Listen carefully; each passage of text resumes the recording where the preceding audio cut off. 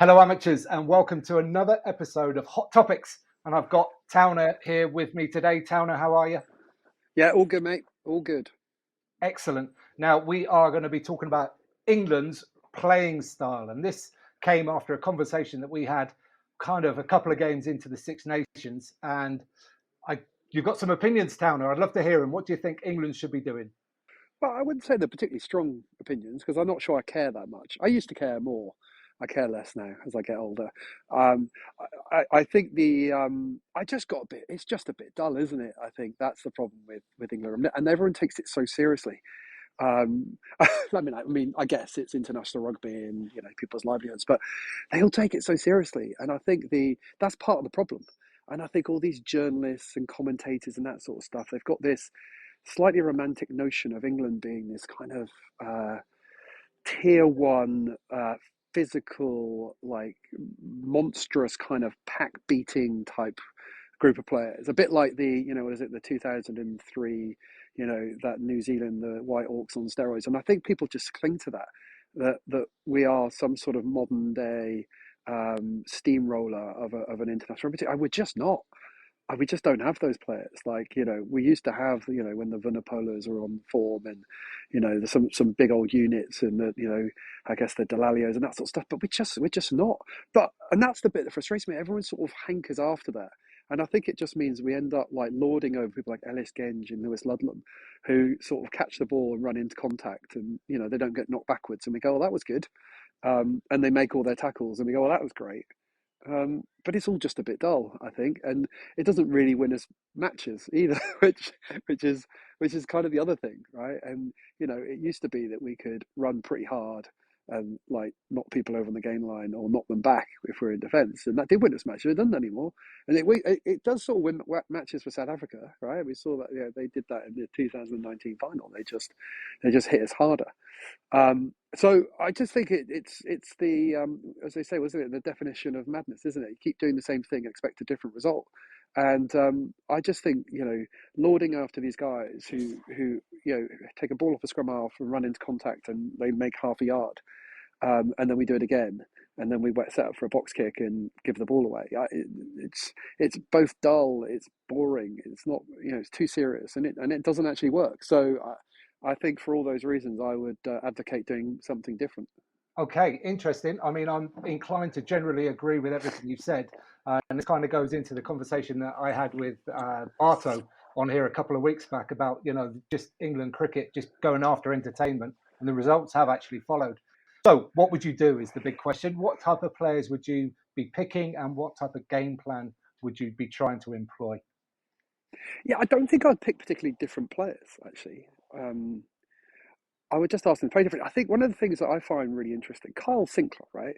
Who, I don't know if he's a good prop or not, right? You tell me whether he's a good scrummager, but I think he's got really good hands.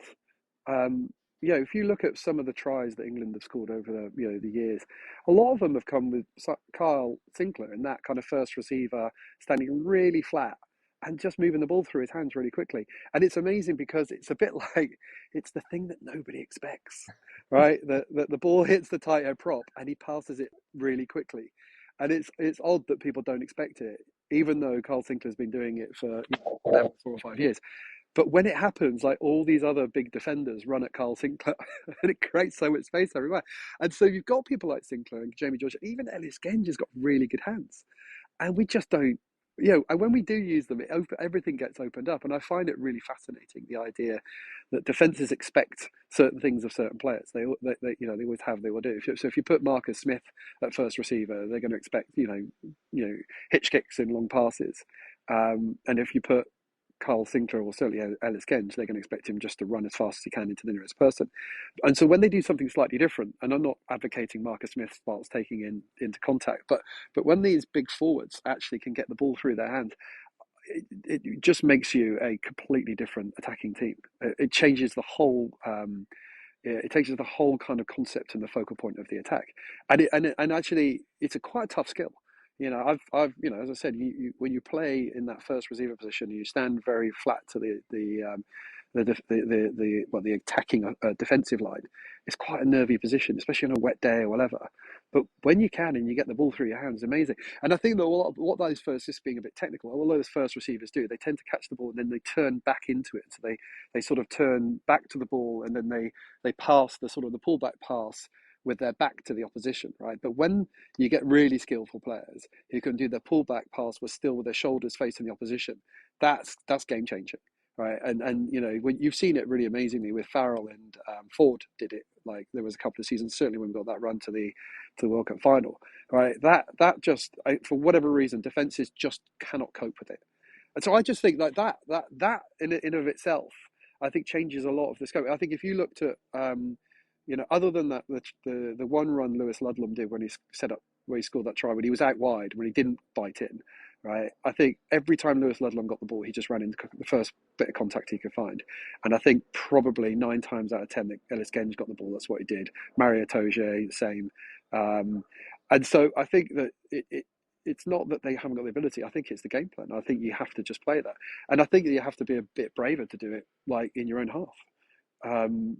And as I said, I think when you play the more you do it, the more the skills kind of allow it to be successful.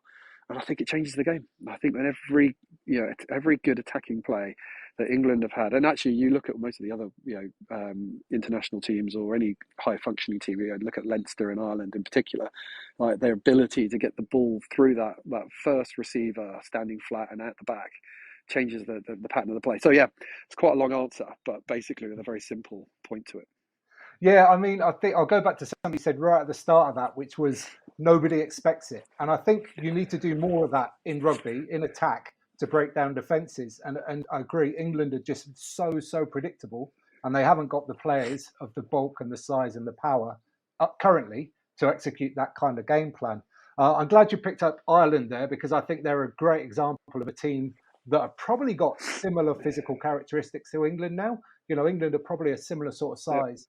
And that's how they've got success over recent years, is by moving the point of attack really quickly, having lots of options. And I think they based that, you know, more or less on how Japan played in the last World Cup. You know, there's another team that achieved a lot by moving the ball. So what other players might you think make a difference in this England team?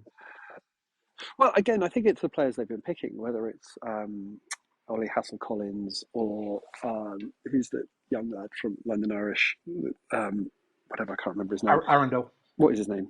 Arundel. Henry Arundel, yeah.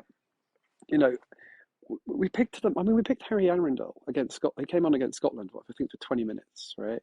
He got one pass, which was 6 inches from the line, which he caught and put down. And honestly, I think I saw a newspaper article 4 days later saying that he lit up the game. I mean, it's madness. We didn't give him the ball. We literally didn't pass him the ball.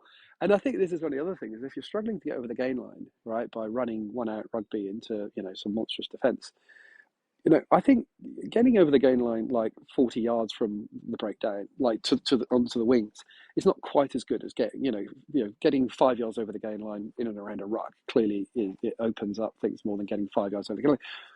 But if you're not getting over the gain line near the ruck, you've got to get over the gain line out wider.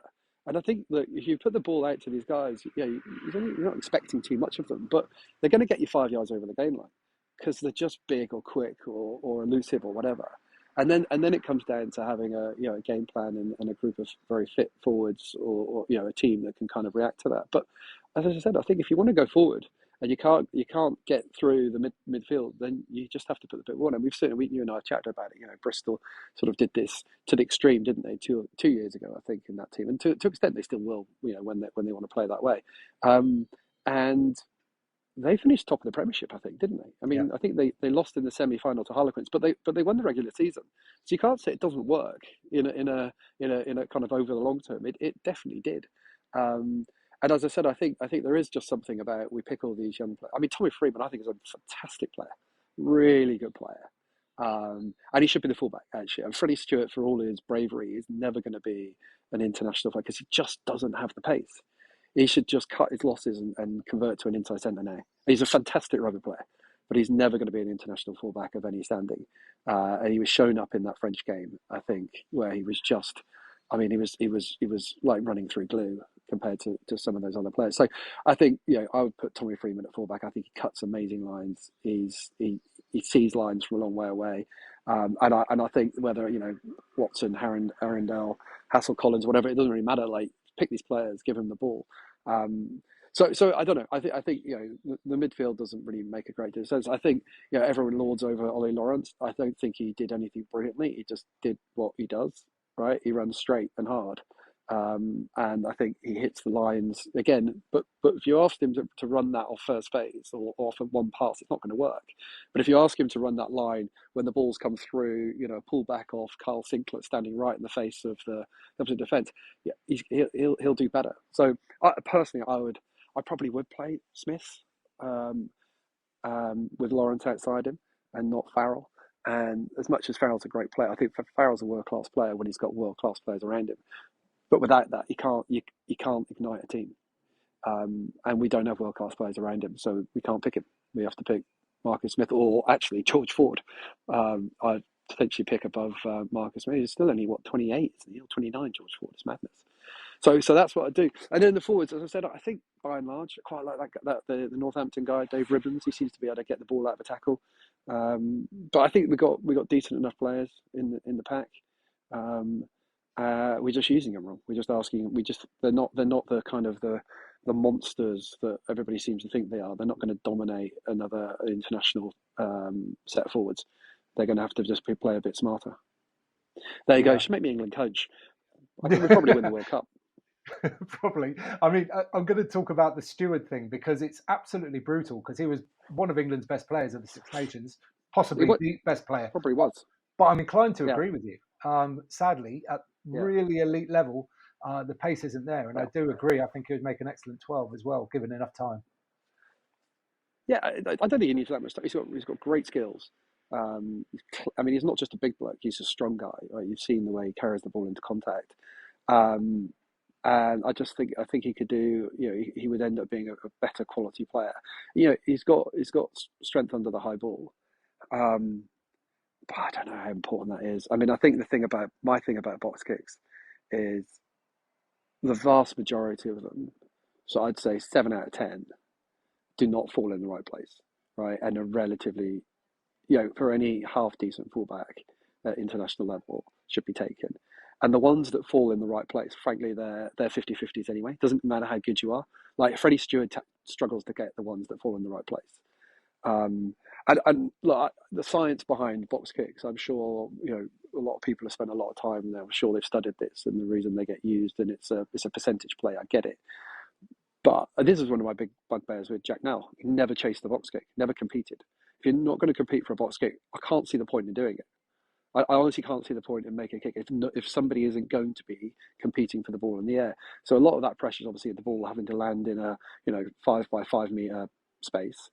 But a lot of it is you've got to have good chasers, and you've got to have people who are going to and chasing is a tough thing because it's about you have really good spatial awareness because you've got to watch the ball and you've got to watch the people in front of you, and people underrate that.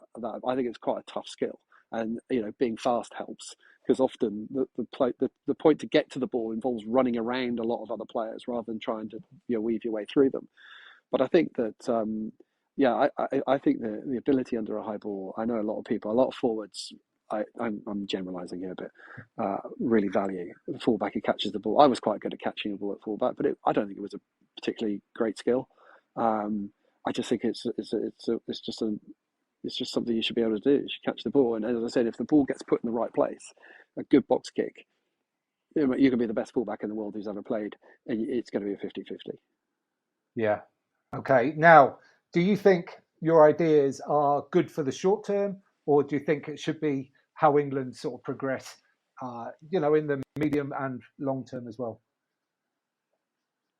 Well, I think it's only good for the short term, to be honest. I do think longer term they've got to, this is a slightly high risk strategy, right, to build a bit of confidence and just to sort of get England playing a little bit, right. Ultimately, if you look at someone like Ireland, right, they're much more structured, right, but they've got the ability to do it because they've got a confidence about them that know how they're going to play, and so England of 2019 on that run when they played New Zealand in that semi-final were playing with confidence. The forward Farrell axis was working really well. I think they did play together in the semi-final, didn't they? Well, I can't remember or maybe they did drop. I can't remember. well, whatever. But yeah, through that run, I think they had a real confidence about it. You know, Curry and Underhill, and sort of the sort of the kamikaze. Do you know what I mean? There was a lot of fluidity. England don't have any of that at the moment. So you've got to find a way to get yourself playing again. And I just think this is the best way to do it. I just think trying to grind out some wins isn't going to get you very far. I don't, you might grind out some wins, but then you saw it. We didn't. You know, we grind out one win away at Wales. You were dreadful. We played relatively well against Ireland, but we didn't come close. We obviously got absolutely slaughtered by France. And you know, to lose at home to Scotland, I don't think Scotland are that great a team. By the way, I mean everybody raves about it. I don't think they're that strong. I think they're as good a team as Scotland have had for a while, but I don't think they're going anywhere in the World Cup. They won't get past the quarters. So you know, to lose at home to them, that's not a good result, regardless of how well Scotland played on the day. Yeah, Probably I completely agree. A lot of listeners here.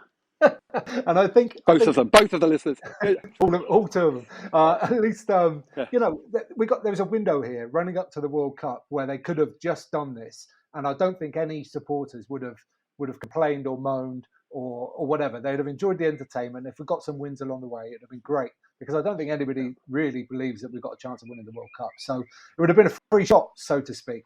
But let's put it out to the people at home. What do you guys think? Do you think Towner's ideas for how England should be playing are the right way? Is that what you prefer to see? Would a bit of entertainment make up for the lack of results?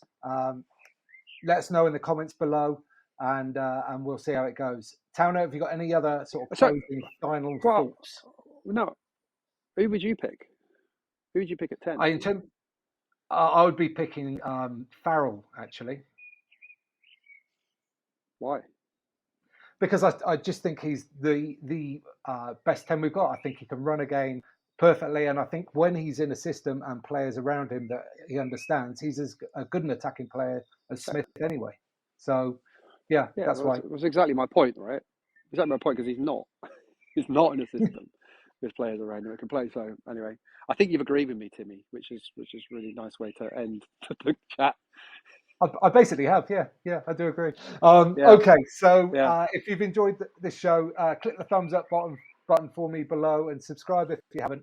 And until next time, get out and play.